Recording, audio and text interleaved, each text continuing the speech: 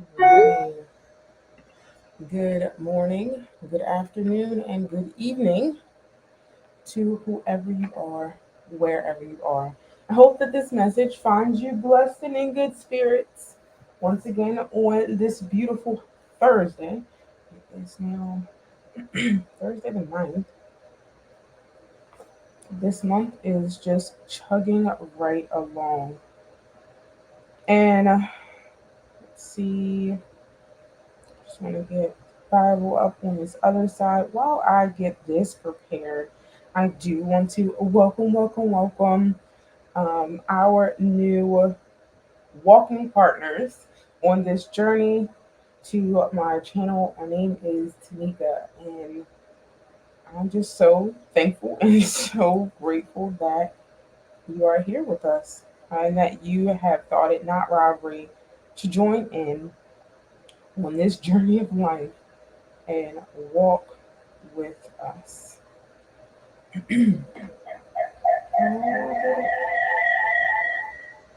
Okay, here we go.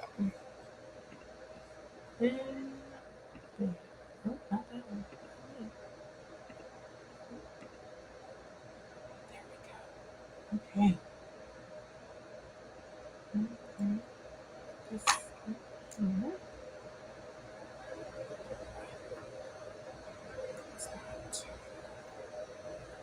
This is the one.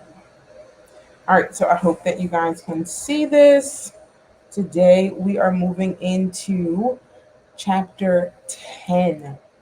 We are now in chapter 10 of this word, of this book of Genesis. We have saw creation begin, we have saw creation restart, we have saw the fact that God is still faithful and just, and the fact that he don't take no mess off nobody.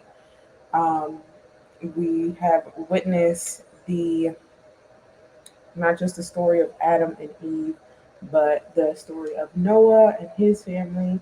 And now we're going into nations. So, going back into this, right? These are, and I pre-read to try to prepare myself for most of these, but I'm not too sure how spot on I am going to be. So bear with me because there are some names in this chapter that just threw me off. Um, yeah, so bear with me. But yes. Welcome back to Blessed by Grace with your girl Tanika.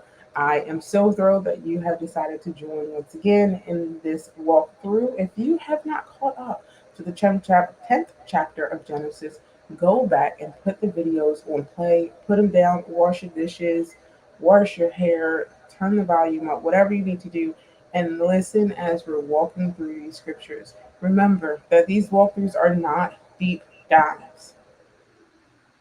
Not at all. Okay. Those deep dives are definitely for you, your pastor, or you and your private time. During your private studies, when you really have time to sit down, take notes, and like break down these scriptures, doing proper exegesis. Exegesis, right? Proper studying of the word. And then, of course, do not forget to incorporate prayer in your studies and ask God to reveal his word to you. What is it that he has for you to know or for you to gain from the scripture you're reading? All right, one second.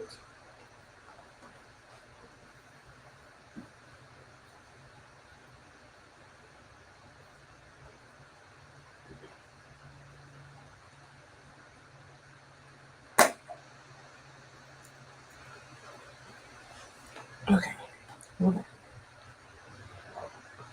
No beats. Oh, that is so much. Sorry, there was an echo. So if you guys could hear it, I do apologize. We got it worked out. Okay, so chapter 10, it is speaking about the table of nations. So a table of nations. Once again, I have not kind of figured out exactly how or where to prop my Bible so that I can have it in a decent way. Because right now, this is It's not all that decent, but it's all good. It's working. We'll we'll deal with it for the time being. And yeah, let's get right on into it. These are the families recorded of Noah's son. Remember, Noah was the only man found righteous at his time. At the age of 500, God told him to create the ark, that he was going to destroy all livelihood, all men, all creatures, everything, destroy it by a flood, a great flood that lasted for 40 days, 40 nights, and then still took an extra 150 days to dry up. But Noah was able, because of his righteousness, his family was able to be blessed as well. His wife, his three sons, and their wives, along with two by two of each animal and creepy crawling thing and bird of the sky. After everything was said and done, you know that Noah had a little bit too much fun in the vineyard and decided to go ahead and pass out naked, which caused his son to walk in on him, and fortunately, Ham could not keep himself composed, which also brought a curse on him from his father to his son. It just tells us that what we do matters as parents, even to the little boys and girls that we don't even know that we're going to birth one day. Our actions and our consequences can fall upon them. So it's definitely something to think about, pray about, all that good stuff. All right, so these are the family records of Noah's sons Shem, Ham, and Japheth. They also had sons after the flood. Japheth's sons Gomer, Magad, Madai, Javan, Tubal, Meshech, and Tyrus. Gomer's sons Ashkenaz, Repeth, Targama, and Javan's sons Elijah, Tarshish, Kittim, and Danim. For these descendants, the people of the coast and islands spread out into their lands according to their clans, in their nations, each with its own language. Mm. Each with its own language. The Tower of Babel didn't happen yet, but there were languages prior to the Tower of Babel. Okay. All right, let me see. I have a thing for languages. I haven't shared much with you guys on this channel yet, but I do have a thing for languages. I actually kind of pick them up pretty quick if as long as I'm continuing to hear them and continue to speak them. So yeah, that's pretty cool though.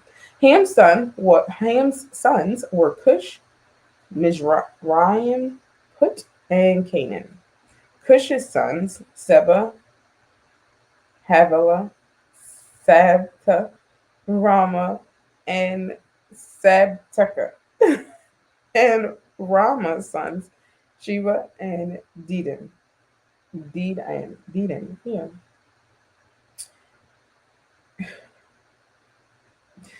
Verse 8. Cush fathered Nimrod, who began to be powerful in the land. He was a powerful hunter in the sight of the Lord. That is why it is said that Nimrod, a powerful hunter in the sight of the Lord, his kingdom started with Babylon, Erech, Akkad, and Calneh, in the land of Shinar. From the land he went to Azrai, Assyria, and built Nineveh, Rehoboth there, Kala, and Rezin, between Nineveh and the great city of Kala. Mizraim fathered the people of Lud, Anam, Lahab, Neptune, Patrus, Kasla, and let's see, the Philistines came from them, and Captor. Captor. Canaan fathered Sidon. his firstborn, and Heth, as well as the Jebusites and Amorites, the Girgashites, the Havitites, the Arkites, the Sinites, the Arvidites, the Samarites, and the Hamathites. Afterwards, the Canaanite clan scattered. The Canaanite border went from Sidon, going towards Gerar, as far as Gaza. I know Gaza, we all know Gaza right now. And going towards Sodom, Gomorrah, Admah, and Seboim, as far as Lasha. These are Ham's sons by their clans according to their languages in their land and their nation. And Shem, Japheth's older brother, also had sons. Shem was the father of all the sons of Eber. Shem's sons were Elam, Ashur, Arpachshad, Lud, and Aram. Again, I think. Aram's son Uz, Hol, Gether, and Mash. Arpaj fathered Shelah, and Shelah fathered Eber. Eber had two sons. One was named Peleg. During his days the earth was divided. So Peleg. Remember again, I know we spoke about it before, but names in these days were very important. Of course, I don't understand a lot of them, but they more than likely had a meaning. Every name has some type of meaning, unless it's truly, truly made up. But names have meaning. So we see here that one of his name was Peleg. Peleg must have something to do with division. We might look it up in a second, but hold on. During his days when the earth was divided, his brother was named Joktan, and Joktan fathered Almodad, Shelephith, Hazar Mavith, Jerah. We are on verse 27, y'all. We almost there. Hadoram, Uzal, Dikla, Obal, Abimel, Sheba, Ophir. All right, we're moving on over. Let's see.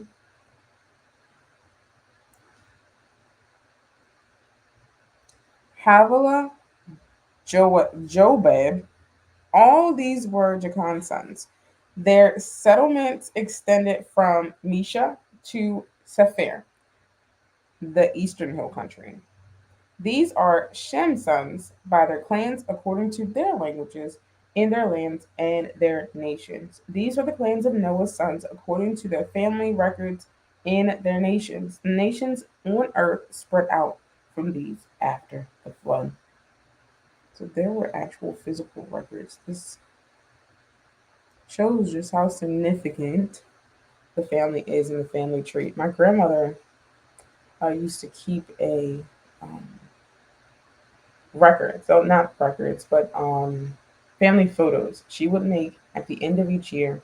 She would pull together all of the photos, go get them printed out or whatever, and she would add them to a photo book for the entire year. And not just photos, obituaries, invitations, birthday cards, um, important notes and stuff. Like, she would keep everything, but it's so important because after she passed, of course, that's when we really started digging into them. But seeing our family lineage and putting a face to a name and learning where we came from and who we came from, and also learning about some features that do flow through our family and some traits that do flow through our family. So it's important to actually know your lineage and where you come from and all that good stuff, because it tells you a lot about your character, it tells you a lot about your makeup. Yeah, so I believe we still have time. We still have plenty of time, actually. We are going to go into chapter 11. And chapter 11 is starting to talk about the Tower of Babylon. The whole earth had the same language and vocabulary, which is weird. So this part, This part I'm going to have to go back to because we literally just spoke about how everyone had its own language. But then chapter 11 is going into the whole earth had the same language and the same vocabulary. As people migrated from the east, they found a valley in the land of Shinar and settled there. They said to each other, "Come, let's make oven-fired bricks." Oven-fired bricks. They use bricks for stone and asphalt for mortar. Thank you to the first engineers. Let's see.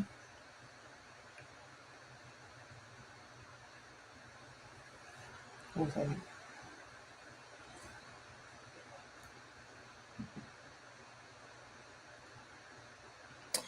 Verse 4. And they said, "Come, let's build ourselves a city in a tower with its top in the sky. Let's make a name for ourselves." Hey, let's make a name for ourselves. Otherwise, we will be scattered throughout the earth. Yeah. Otherwise, we will be scattered throughout the earth. Then the Lord came down to look over the city and the towers that the humans were building. The Lord said, "If they have begun to do this as one people, all having the same language, then nothing they plan to do will be impossible for them." Mm.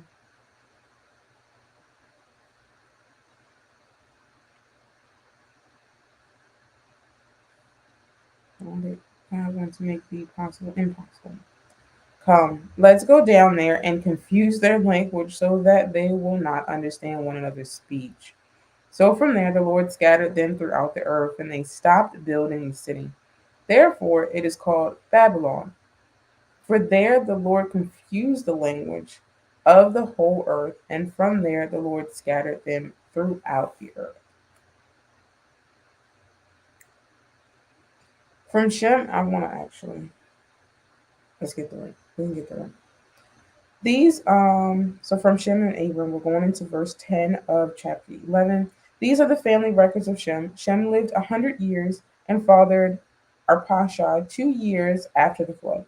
After he fathered Arpachshad, Shem lived 500 years and fathered other sons and daughters. Arpachshad lived 35 years and fathered Shelah. He had a baby early. After he fathered Shelah, Arpachshad lived 403 years and fathered other sons and daughters. Shelah lived 30 years and fathered Eber. After he fathered Eber, Shelah lived 403 years and fathered other sons and daughters. Eber lived 34 years and fathered Peleg. After he fathered Peleg, Eber lived 430 years and fathered other sons and daughters. Peleg lived 30 years and fathered Reu. After he fathered Reu, Peleg lived 209 years and fathered other sons and daughters. Reu lived 32 years and fathered Serug. After he fathered Serug, Reu lived 207 years and fathered other sons and daughters. Serug lived 30 years and fathered Nahor. After he fathered Nahor, Serug lived 200 years and fathered other sons and daughters. Nahor lived 29 years and fathered Terah. After he fathered Terah, Nahor lived 119 years and fathered other sons and daughters. Terah lived 70 years and fathered Abram, Nahor and Haran. These are the family records of Terah. Terah fathered Abram, Nabor, and Haran fathered Lot. Haran died in his native land of Ur of the Chaldeans during his father's Terah lifetime. Abram and Nahor took wives. Abram's wife was named Sarah, and Nahor's wife was named Milcah. She was the daughter of Haran and the father of both Milcah and Iscah. Sarah was unable to conceive. She did not have a child. Terah took his son Abram, his grandson Lot, who was Aaron's son, and his daughter-in-law Sarah, his son Abram's wife, and they set out together from Ur and the Chaldeans to go to the land of Canaan. But when they came to Haran, they settled there. Terah lived 205 years and died in Haran. Right, so we are going to start reading at chapter 11, but I am going to get a little bit not deep, guys. Once again, we're not going deep, but I do want some little bit of clarity, and then I will do some studying again later on my own. And go from there. So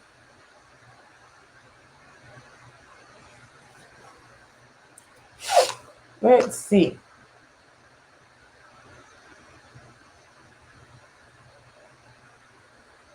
I didn't even realize that. So I'm reading from a commentary. This is Tony Evans' commentary and the CSB version Holman.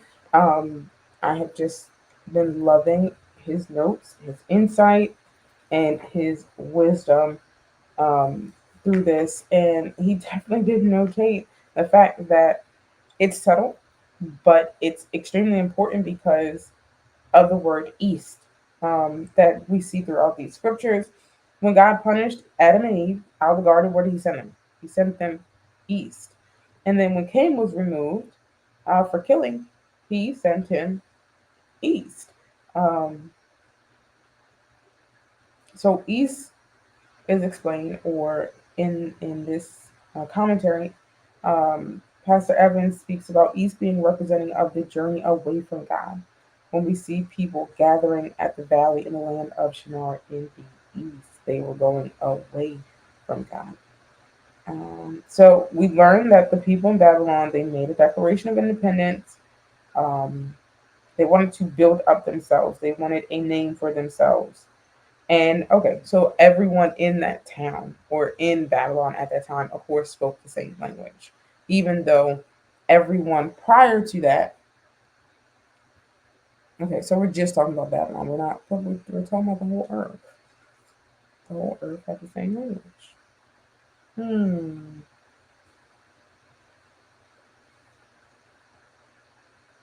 I think I might have to ask one of my mentors, see if they can give me any feedback, and I will bring it back to you guys.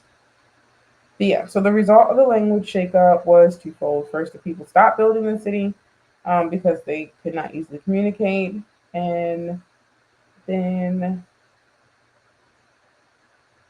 the great nation they were building was left unfinished.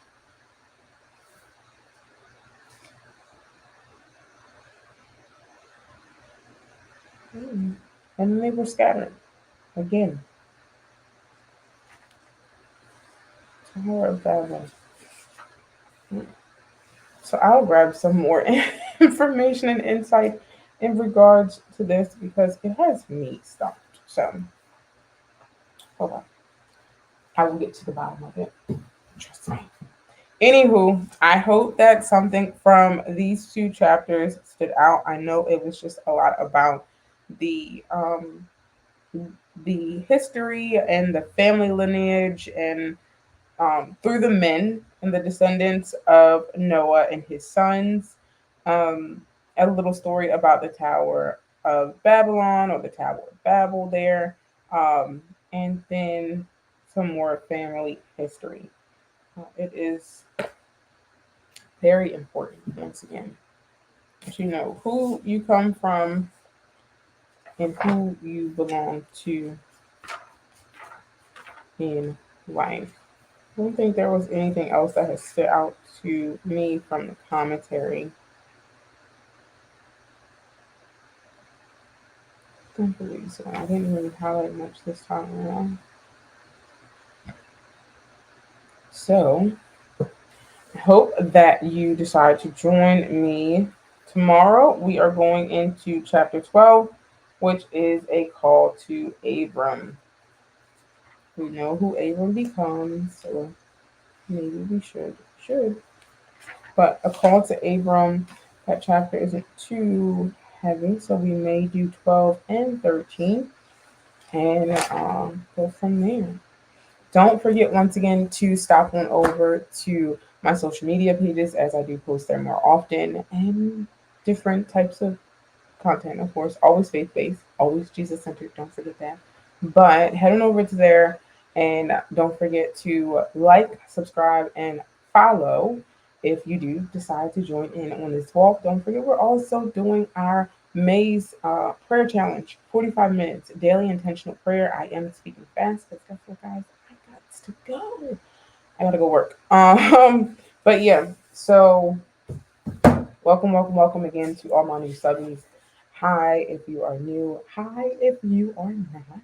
Thank you once again for watching. Blessed by grace with your girl Tanika, and as always, stay blessed.